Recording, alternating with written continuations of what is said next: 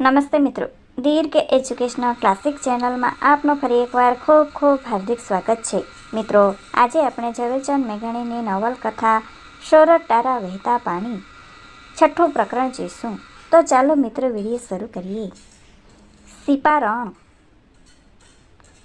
એ વખતે દૂર એક ખૂણામાં ગામ ઝાપાની ડેલી ઉપર ઊભેલા આદમીએ ધીરે ધીરે અમલદાર તરફ પગલાં ભર્યા. એના ખભા પર દેશી બંદૂક હતી. એનું બદન ખુલ્લું હતું. માથા પર પાઘડી હતી ને કમરે કાછડી હતી. એણે નવા અમલદારને સાદી ઢબે રામ રામ કર્યા. દીકરીને બહુ કુશીર છે, અંતકાળ છે. દરબાર નામે ઓળખાયેલા કાઠી અમરા પટગરે વિસ્મય બતાવ્યું. ત્યારે માળું શું થાય? પટગર વિમાસણમાં પડ્યા. નવા આવનારે વિવેક વિધિ કર્યા વગર જ પૂછ્યું, કોને કસીર છે? ગાડા ખેડૂએ એની બાજુમાં ચડીને આખી વાત સમજાવી. દરમિયાન પટગર દરબાર ચિંતા કરતા હતા. ડાક્ટર તેડાવવા ઘોડું મોકલશું. કયું ઘોડું મોકલીએ તો ઠીક? રોજડો તો જાણે કે પછાડે એવો છે ને. ગાડા આપણે ફળિયા હાંકી જાશું. નવા આવનાર બંદૂકધારીએ ટૂંકો સવાલ કર્યો. કેમ, તમે કોણ? અમલદારે પૂછ્યું. શેઠ છે અહીંના. દરબારે ટૂંકું પતાવ્યું. મારી ઓળખાણ પછી આપીશ. હમણાં બાઈની બીમારીનો તો ઉપકારીએ. ચાલો હાકો એલા ગાડા ખેડૂઓ. ભલે, પટગર દરબારે કહ્યું. તે આપણું ઘર છે ને શેઠ, અને હું કાંઈ નોખા નથી. નોકા તો છીએ, પણ આખરે ભેળા થઈએ જ છૂટકો છે. આપા. એટલું કહીને એ બંદૂકધારી શેઠ ગાડાને દોરી આગળ ચાલ્યા ને એણે ગાડાવાળોને પડકાર્યું. ઝટ હાકો એ મડાવો. મોટું ચોગાન જેવડું આંગણું હતું. આંગણાની એક બાજુએ ઊંચી પડધારના ઓરડા હતા. મોટા દરવાજા ઉપર માડ મેડી હતી. આપણે મર્દો અહીં ઉતરી જઈએ, કહી બંદૂકધારીએ અમલદારના પિતાને હાથનો ટેકો આપીને નીચે ઉતાર્યા. આ એક છે હજી અંદર, ગાડાવાળાએ યાદ આપી. કોણ છે? બંદૂકધારીએ પૂછ્યું. પસાય તો છે. કેમ? તરત ડોસાએ જવાબ દીધો. બાપડો તાવે ભરાયો તો એટલે અહીં ગાડામાં લીધો તો. એને કોથળા જેવાને ઉઠાવીને ડેલીના ઓટા ઉપર સુવરાવ્યું. ગાડું આગળ ગયું. બંદૂકધારીએ ફળીમાં જઈ સાદ કર્યો. ક્યાં ગઈ? ઊંચી ઓસરીએ ઉપર એક સ્ત્રી દેખાઈ. ભાણાને એણે દીધી, પણ એ કોઈ શેઠાણી નહોતી. હરિકેન ફાનસને અજવાળે એના સોટા જેવો દેહે ઘેરદાર મોટા ઘાઘરાને મોજા ચડાવતો હતો. એના હાથમાં કાચની બંગડીઓ બોલી ઉઠી. બંગડીઓ જાડી હતી. એને ફરતા કુંડાળે ગંજીપાની ચોકડી આકારના પીળા હીરા હતા. જૂના કાળમાં આ ઝગમગ્યા કાચ હીરાના નામે ઓળખાતા. અટલ્સનું તલતસું કાપડું, ઉપર આછી ચૂંદડીને ઘેર ઝુલાવતો ઘાઘરો, તેની વચ્ચે સહેજ ભીના વરણું સુંડોલ મોં જોતા જ લાગે કે કાં તો ઈદ રમીને કાં તો તાજિયાના ચોકરા ફૂટીને સીધી કોઈ સિપારણ અહીં ચાલી આવેલ છે. ઓસરીની કોર સુધી જઈને બંદૂકધારીએ આ સ્ત્રીને હળવેથી ટૂંકા બોલ કહી દીધા. તુરત એ સ્ત્રી મહેમાનોને મળવા નીચે ફળીમાં ઉતરી. ઉતરતી વેળા એના દેહને ઘાઘરા ઓઢણીનો સાગર છોડો વીંટતી હતી. સજુ અહીં આવ, કહીને એણે એક બીજી સ્ત્રીને ઘરમાંથી બોલાવીને થોડી વારમાં તો મહિપતરામના પત્ની પોતાની સબવત પુત્રી તથા ભાણા ભાણી સહિત ઓરડામાં પહોંચ્યા. ઢોલિયા પર ગાદલું પથરાયું. તે પર બીમાશ્રીને સુવડાવવામાં આવી ને એક નાનો મજ્જુ ઉઘાડ્યો. એક શીશો બહાર આવ્યો ને બચ્ચું ઉઘાડતા માદક સોડમ હવામાં જાણે કે કેપના થર પર થર ચડાવવા લાગી. બોરના કપડાં ખોલી નાખો, ઘરની સ્ત્રીએ આદેશ આપ્યો. એ શું છે? મહિપતરામ પત્નીનું નાક ફાટતું હતું. દવા છે. શું નામ? નામનું અત્યારે કામ નહીં બા, કહેતી જુવાન ઘર નારી એ અચેત શરીર પર પ્રવાહીની અંજલીઓ ઠાલવતી માલિશ કરવા માંડી. ભાણો ત્યાં સ્તંભ ઊભો પોતાની મૂર્છિત માને લેપ કરી રહેલ મનુષ્યાકૃતિનું દર્શન કરતો હતો. છોકરી સંજુડી, લેપ કરતી સ્ત્રીએ કહ્યું, જા કૂવામાંથી ચોખ્ખા પાણીનો એક ઘડો ભરી આવ. પાણી આવ્યું.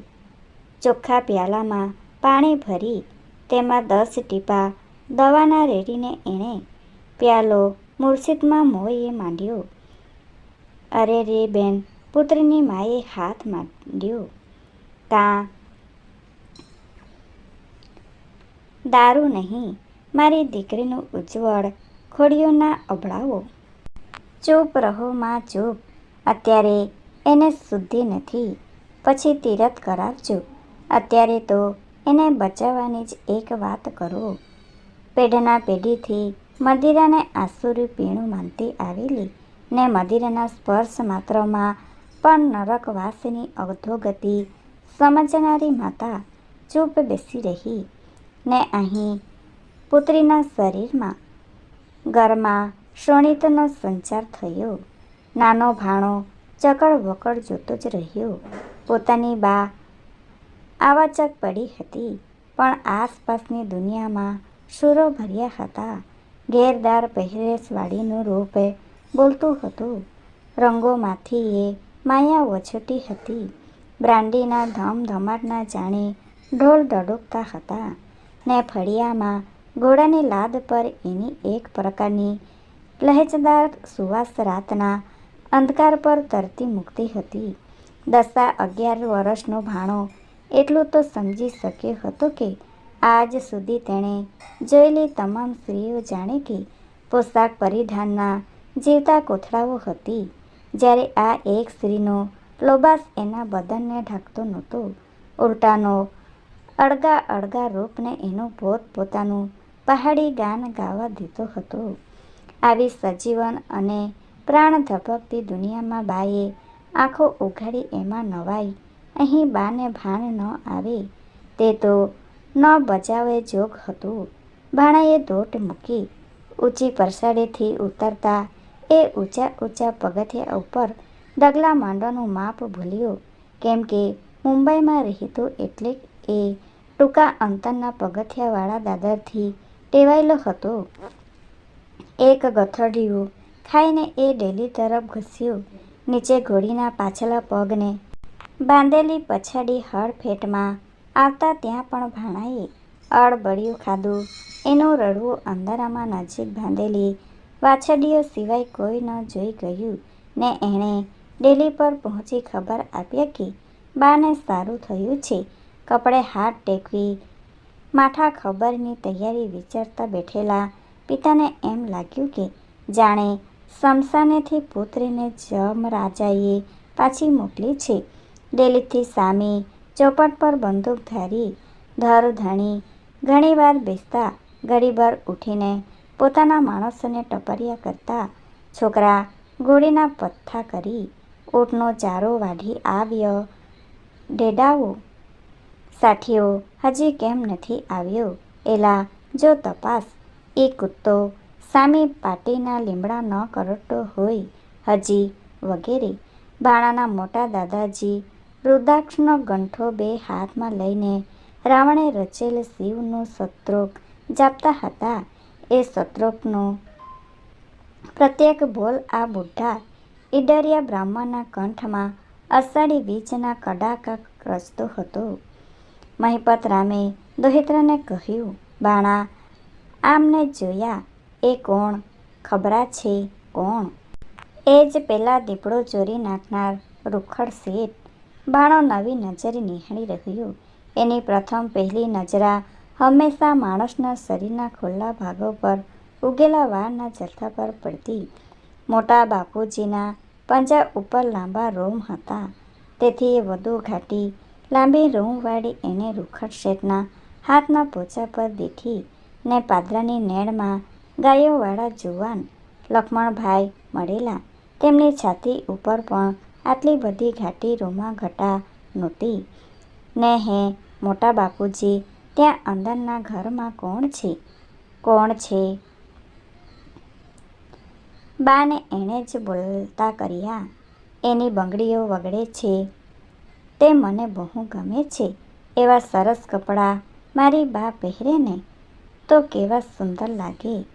આપણને બહુ જ ઓળખાતા હોય ને તેવી રીતે એ તો હસીને બોલે છે. રૂખડા શેઠનું મૂછે ભર્યું મોં પોતાના શર્મિંદા મલકાટને દાઢી મોછના કેસ હેઠળ છુપાવતું હતું. એની ઉંમર હજુ 30 વર્ષની હશે, પણ 40ની પૂરી મર્દાનગીએ એ જુવાનને એક દસકો વહેલરો પોતાનો કરી લીધો હતો. એણે ત્યાંથી ઊઠી ગમણ તરફ પ્રયાણ કર્યું. એલા છોકરા, કાંગલી ધોવાઈ રહી છે કે નહીં? એનું જવાનું બહાનું હતું. એના ચોખાઈ પગરખાં ધાબો ફૂટી પોરબંદરી ખારવાણના ધોકાની પેઠે ધરતી પર પડતા હતા. કોણ હશે? અમલદારે નજીક બેઠેલા કોઈ આદમીને પ્રશ્ન કર્યો. આદમીએ ધીમેથી કહ્યું, શેઠના ઘરમાંથી બાઈ પોતે જ છે. જાતે સપારણ છે. ડાયું માણસ છે.